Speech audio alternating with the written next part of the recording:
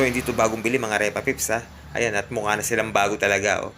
So kaya today's vlog is tuturuan ko kayo kung paano ko pinintura yung mga to at pagmukhay nating bago yung mga pairings cover ninyo.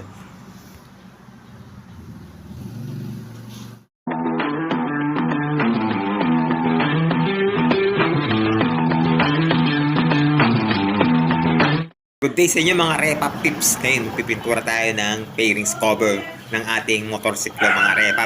Pagka yung pairings cover na pipintura natin is repainted na mga Repa Pips at hindi maganda ang pagkaka-repaint, is pwede natin na kahit huwag na natin yan tanggalin ng pintura. So, bali ang gagawin na natin dito is spray filler lang gagamitin natin dito. Pero kailangan muna o need muna natin linisin yung mga to tapos lilihan natin ng 400 grit na papel. Pagkatapos pwede na natin isprayan ng spray filler mga Repa Pips. Gaya nito, itong pairings na to is putol pa mga Repa Pips. Need ko pa yan na ayusin.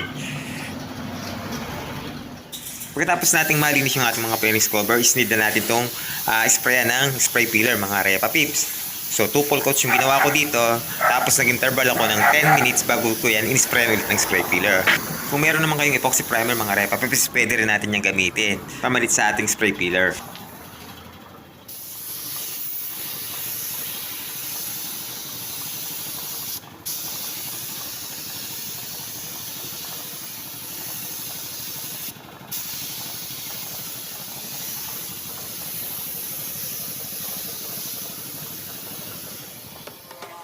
After nating mapatuyo ng 2 hours yung ating mga pairings cover na in-sprayan natin ng spray filler mga Repa Pips, is lilihain ko yan ng 600 grit o lilihain natin yan ng pinong papel de liha para kuminis o magpantay-pantay yung kanyang mga surface dito.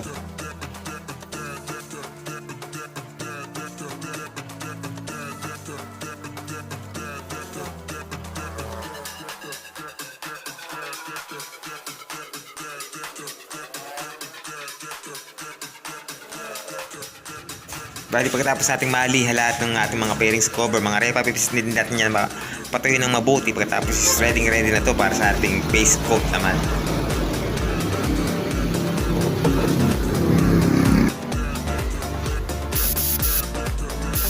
Bali yung kulay na meron tayo dito is pinatimpla lang natin sa paint center mga Repa Pips. Kung meron kayong mga gustong kulay na i-paint sa inyong mga pairings, is need lang nyo na pumunta sa paint center tapos pakopya nyo yung dala nyo o yung reference na kulay na ipapakita nyo sa mga nagtitimpla doon para makopya nila yung gusto ninyo o design ninyo na kulay na ipapatimpla sa kanila o ipipaint ninyo sa inyong mga pairings na cover.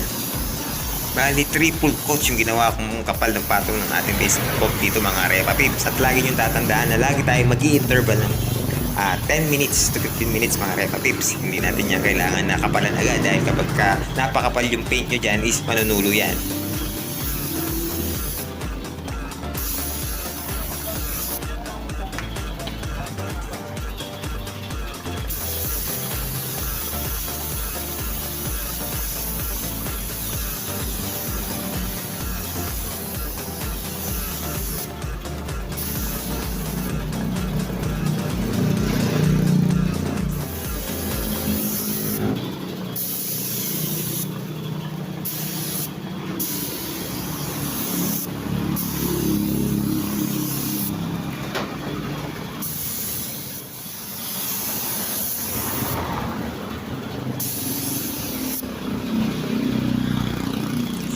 Bali, first coat pa lang to mga Repa Pips at need natin muna napatuin muna to ng 10 minutes o hanggang 15 minutes mga Repa Pips. Tapos si second coat pa natin to. Hanggang di natin to napupuli uniform is hindi natin yan titigilan mga Repa Pips. After nga ng 10 minutes mga Repa Pips, ito nga is spray na natin to ulit.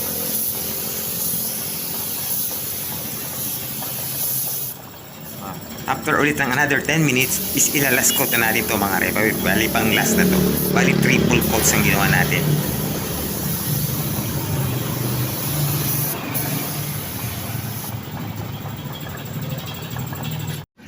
Pagkatapos ng triple coats mga Repa Pips, pinatuyo natin yung ating mga pairings ng 2 hours. Pagkatapos ngayon is lilihain natin to ulit gamit naman yung 800 grit na papel de liha. So pwede rin yung 1000 grit na papel de liha para mas pino. At pag nagawa na natin pumino yung ating mga pairings dito mga Repa Pips, is pwede na natin itong i-top coat clear.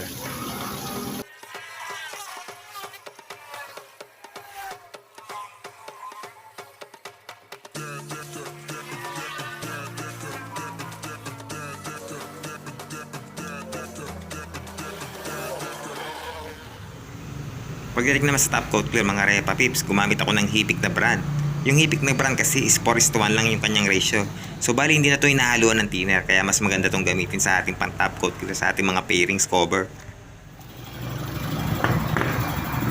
Bali yung buga natin dito is naglalaro na sa 16 to 20 PSI mga Repa Pips.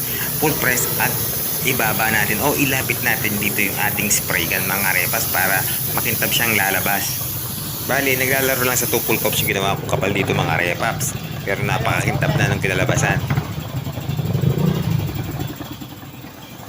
So ayan na, first coat pa lang yan mga Repaps ha. Pero makintab na. After ng 10 minutes, isilalas coat pa natin to para mas lalo siyang kumapal at kumintab pa lalo.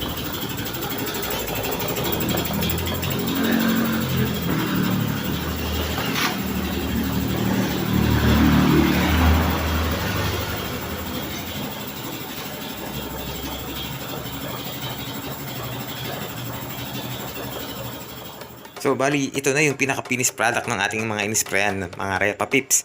Bali, mag-wait lang tayo dyan ng 2 hours bago ma-cure yung mga yan, mga Repaps. So, sa ngayon, hindi natin yan pwedeng hawakan dahil didikit pa yung ating mga daliri dyan. Kaya, need natin yan na patuyuin muna ng 2 hours. Bali, hindi ko nga pala nabanggit na yung ginamit natin mga paint dito na materialis, mga Repaps, is urethane automotive paint.